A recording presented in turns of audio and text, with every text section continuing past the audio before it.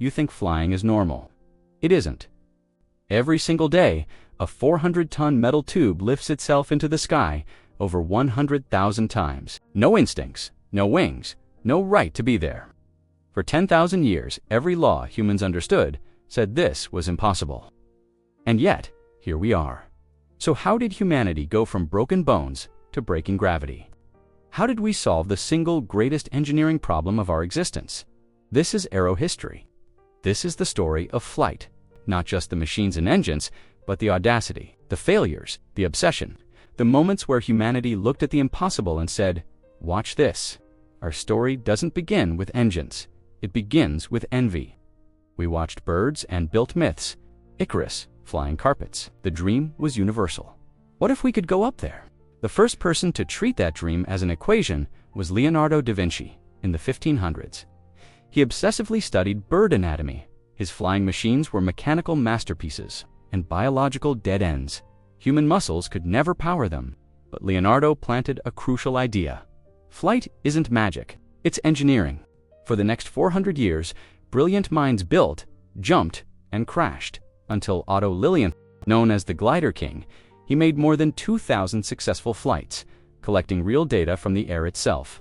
He proved controlled gliding flight was possible. And then, in 1896, a sudden gust of wind sent him crashing to the ground. His last words were simple: "Sacrifices must be made." The world mourned, a visionary, and declared powered flight a fantasy for the next century. But while everyone else gave up, two brothers in a bicycle shop in Ohio did something dangerous. They didn't dream, they measured. Wilbur and Orville Wright had no degrees, no government funding, no university backing, just bicycles, notebooks, and stubbornness. They realized everyone else was asking the wrong question. The problem wasn't how to get into the air, as Lilienthal had already solved that. The real problem was control. How do you not die on the way back down? The Wright brothers watched birds twist their wings to turn. So they asked a simple question. What if the wing could twist too? They called it wing warping. They tested it with kites, and it worked. But they didn't trust assumptions. They didn't trust experts. They built a wind tunnel inside their shop, the first true aviation laboratory. They tested over 200 wing shapes. They rewrote the math. They even reinvented the propeller, realizing it wasn't a screw butt, a spinning wing. For 3 years, they traveled to the windswept dunes of Kitty Hawk. They lived in tents. They crashed constantly. Every failure was data. They weren't just building a flying machine, they were inventing a method.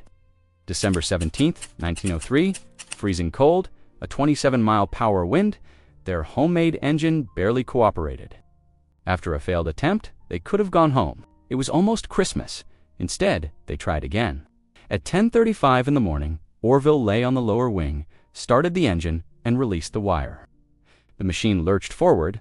Wilbur ran alongside, and then it lifted. For 12 seconds, it flew 120 feet. Unstable, fragile, barely controllable, and enough to change the world forever. They flew 3 more times that day. The final flight lasted 59 seconds and covered 852 feet. 5 people witnessed it. No crowds, no headlines, just the wind. Those 59 seconds ignited a chain reaction. Within 66 years, humans would walk on the moon.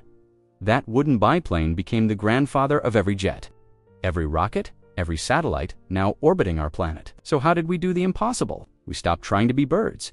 We broke an ancient dream into pieces, lift control, and thrust and solved them one by one. Engineering replaced myth. Next time you're on a plane, look out the window. You're participating in the most unlikely triumph in human history. We didn't just learn how to fly, we learned that curiosity, patience, and grit can bend reality itself. The sky was never the limit. It was the first checkpoint. And this is just the beginning. At Aero History, we tell the stories behind the machines that shaped our world, from triumphs to disasters, from engineering marvels to human obsession. The next chapter is already waiting.